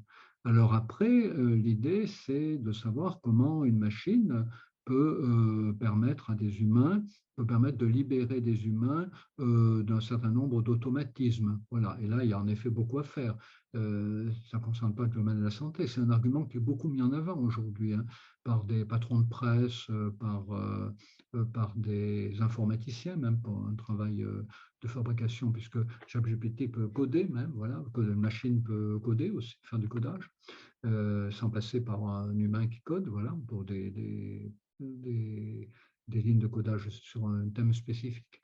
Donc voilà, libérer l'homme d'un certain nombre de tâches spécifiques dans différents métiers pour qu'il puisse se consacrer à des tâches plus en accord avec ses compétences humaines, c'est-à-dire sa créativité, sa capacité de socialisation, de collaboration avec d'autres humains, etc., de recul prise de recul sur son activité, voilà.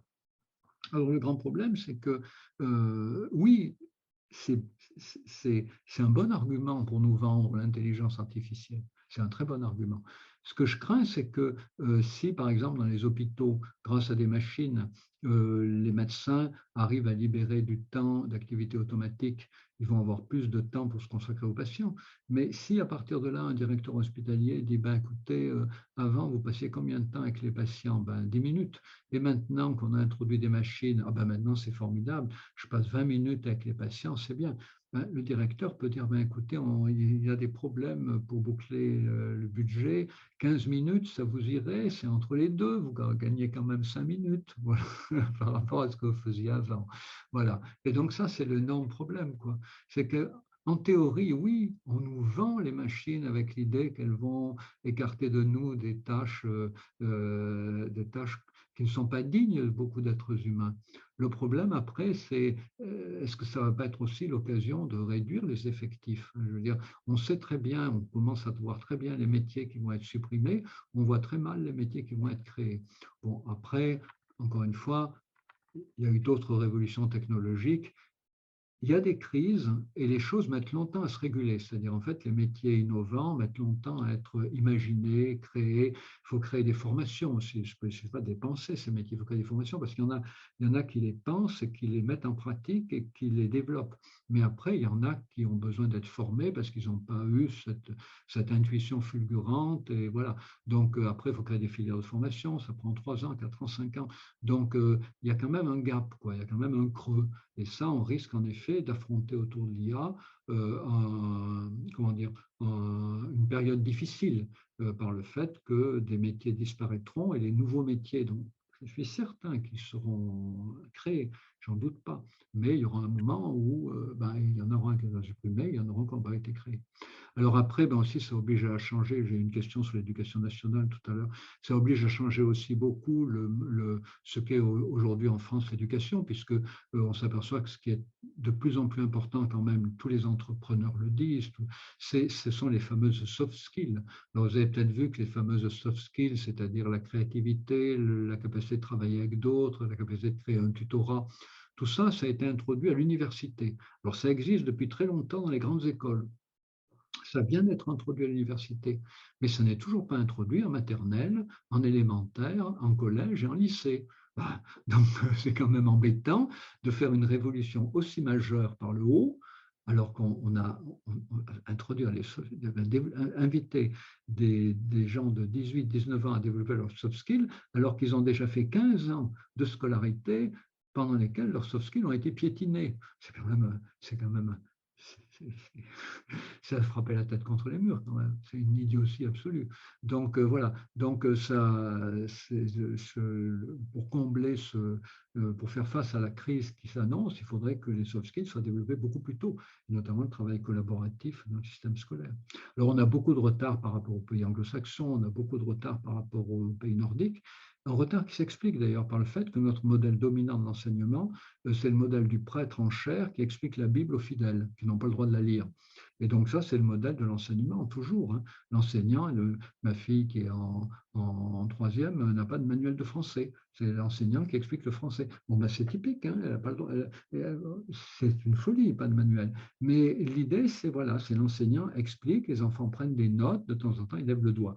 Dans les pays anglo-saxons, tradition protestante, la population se réunissait pour lire la Bible et ils en discutaient. Bon, ça a complètement ensemencé leur enseignement. Et ils discutent, ils prennent des livres ensemble, ils lisent ensemble, ils discutent ensemble. Voilà.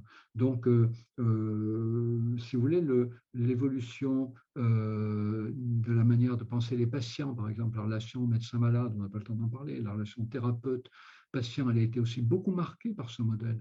Le thérapeute qui ne dit jamais rien, thérapeute qui ne répond pas aux cadeaux, qui ne dit rien, qui fait la gueule quand le patient fait un cadeau, thérapeute qui ne répond pas aux questions. J'ai lu récemment que Balint, des fois dans les colloques franco-anglais, il rigolait et il disait « Ah oui, je sais, les psychanalystes français, vous ne touchez jamais vos patients », puis il éclatait de rire, parce que dans les pays anglo-saxons, vous avez toute une autre tradition. Et tout ça, c'est lié. Donc, vous voyez, même le travail clinique, pour le repenser, c'est lié aussi à la révolution éducative. Il faut que les soft skills soient introduites très tôt. Les entreprises en bénéficieront, mais le travail thérapeutique aussi en bénéficiera. Et le travail aussi, comme on fait actuellement. Je vous ai demandé, posez-moi des questions et tout. Ça, c'est bien aussi. Vous avez joué le jeu. Merci. Ça, c'est l'avenir. Merci à vous, en tout cas, parce que c'est quand même très intéressant. Et puis, ça fait lien aussi avec l'article que vous avez écrit dans Le Point, finalement, sur le fait que l'IA a des imperfections à l'image de son créateur, enfin de ses créateurs. Donc, finalement, on parle depuis le début aussi de nos difficultés, en fait, sociétales, des choses qui sont là, même sans la machine. Et j'ai l'impression que vous nous rappelez que ma dernière question, c'était est-ce qu'on devait mettre nos divans et nos fauteuils au placard, mais finalement, j'ai l'impression que vous êtes en train de nous confirmer que très clairement, on a plus que jamais besoin, au contraire, d'affirmer ce qui fait notre humanité. Oui, on a besoin de nos fauteuils et de nos divans, mais pas forcément pour rester toujours assis ou toujours couché dessus. Ouais. On peut parler de cadre hybride, du coup, puisqu'on est en visio aussi de plus en plus souvent. Mais est-ce que vous pensez qu'on pourrait être assisté par la machine en thérapie, par exemple, pour terminer, ce sera ma dernière question, si effectivement elle ne doit pas remplacer l'homme, est-ce qu'elle peut en tout cas l'accompagner et de quelle façon? Oui, alors il y a déjà, vous savez, la réalité virtuelle est déjà beaucoup utilisée avec les patients qui ont des syndromes dégénératifs, qui ont eu des AVC, qui ont des troubles de l'orientation. Euh, la réalité virtuelle, enfin, on donne une grande place dans le cadre du diplôme universitaire de cyberpsychologie parce que elle permet de recréer avec beaucoup de réalisme des situations de la vie réelle. Donc, elle permet à des gens qui ont des difficultés diverses dans la vie réelle de se familiariser avec ces difficultés et puis de les résoudre étape par étape, hein. Ça, c'est du comportementalisme, mais c'est du bon comportementalisme. On découpe la difficulté en petites rondelles et puis on essaye de résoudre chaque rondelle l'une après l'autre. Alors, quand ça marche, c'est formidable. Quand ça ne marche pas, ben, il faut une autre forme de thérapie. Mais quand ça marche, on le sait très vite. Donc, c'est vraiment intéressant. Et ça, la réalité virtuelle, ben, ça permet de créer tous les environnements possibles, hein, l'avion, la rue, la boîte de nuit, tout. On peut tout recréer. Le cendrier fumant de cigarettes et il ne faut pas en allumer une. Voilà, les bouteilles à moitié ouvertes, voilà, et il ne faut pas les approcher. Donc, on peut tout recréer. Oui, alors, faut, justement, c'est le but aussi, comme disait tout à l'heure Frédéric Tordeau, de la cyberpsychologie, de montrer que toutes ces technologies, ben même les jeux vidéo, hein, dont j'ai pris un peu de recul, mais non, les jeux vidéo peuvent être utilisés en thérapie, la réalité virtuelle, la robotique aussi, mais il faut inventer l'usage qu'on pourra en faire. C'est à nous de l'inventer. Voilà. Si vous voulez, le Freud, il a inventé ce qu'on pouvait faire avec un fauteuil et un divan. C'est pas si mal, parce que personne n'avait jamais utilisé un divan comme lui, hein. On l'utilisait pour des tas de choses, mais pas pour ce qu'il en a fait. Bon, ben aujourd'hui, il faut utiliser la réalité virtuelle, les jeux vidéo, les robots, pour voir comment ça peut en effet aider certains patients, poser des indications, voir qu'est-ce qui relève de quoi, et puis je dirais aussi quand même se débarrasser de cette idée de pathologie figée. Le monde évolue très vite, les gens aussi peuvent évoluer très vite, et puis n'oubliez jamais ce qu'a dit Joseph Weizenbaum. Je n'aurais jamais cru qu'une machine aussi simple puisse provoquer chez des gens normaux de tels délires. Il va falloir en psychiatrie qu'on s'habitue à avoir affaire à des délires chez des gens normaux. On ne va pas leur mettre une étiquette, voilà. Non, une personne, je suis prêt à dire qu'une personne normale peut avoir un délire à un moment. D'ailleurs, ça s'appelait traditionnellement la bouffée délirante, et puis ça guérissait, puis ça laissait pas de traces, ça peut revenir, voilà. Mais l'idée en tout cas que des gens peuvent développer des délires autour de l'anthropomorphisme, autour de la relation à certaines machines, se sentir persécuté, pourquoi pas, par une machine à un moment, mais ça ne relève pas forcément du délire, ou c'est pas forcément comment dire, du psychisme délirant, ça pourrait être d'un délire très localisé. Et donc, voilà, il faut à la fois être capable de porter un regard nouveau sur les souffrances humaines, beaucoup moins, comment on appelle ça, beaucoup moins les essentialiser, et beaucoup plus les prendre dans une évolution de chacun vers une tentative d'aller mieux. Voilà, il y a des gens qui essayent d'aller mieux en s'inventant un délire. Si on leur montre qu'ils iront encore mieux en se débarrassant de leur délire, c'est gagné. Voilà, donc le délire peut être une tentative de guérison aussi, hein, ça on le sait depuis longtemps. Voilà, donc ne restez ni victime des vieilles catégories, ni victime des vieilles modalités thérapeutiques, et envisager la souffrance psychique autrement, comme un moment par lequel chacun peut passer, quelle que soit sa forme. La vie est longue en plus. Et puis, encore une fois, on dépend de l'environnement et une action, hein, comme j'ai parlé là. Et puis, d'un autre côté, envisager les différentes thérapeutiques qu'on peut utiliser avec eux en ne s'interdisant aucune des technologies numériques disponibles. Un grand merci, Serge Tisseron, d'avoir répondu à nos questions à Narges et à moi-même, et également d'avoir pris le soin de répondre à celles qui étaient écrites dans le chat. Je repasse la parole à Frédéric pour conclure cette... Merci à vous deux de ces questions que vous avez animées, hein, voilà, c'était un bon moment pour moi aussi. Oui, merci infiniment pour votre présence ce soir, Serge Tisseron. Merci de nous avoir aidés à prendre du recul face à nos angoisses et nos fantasmes sur lesquels on reviendra évidemment à l'ES3C. C'était tout à fait passionnant. Il y aurait évidemment beaucoup de matière à échange, mais parfois il faut savoir se déconnecter. Donc pour l'heure, nous invitons toutes les personnes qui nous ont suivis à continuer à le faire, à rejoindre nos réseaux pour suivre nos actualités. Donc Instagram, la page Facebook, LinkedIn, Et nous remercions toutes les personnes qui ont évidemment contribué à rendre possible cette soirée, et notamment Mégane, Margès, pour avoir eu cette charge. Pas facile de poser les questions co-construites avec d'autres et qui ont ajouté effectivement un dynamisme, et les questions étaient vraiment passionnantes. Toutes ces personnes ont fait un travail formidable qui donne envie d'aller plus loin à l'ES3C. Donc, à bientôt à toutes et à tous, et très bonne soirée. Merci. Merci. À vous aussi. Au revoir.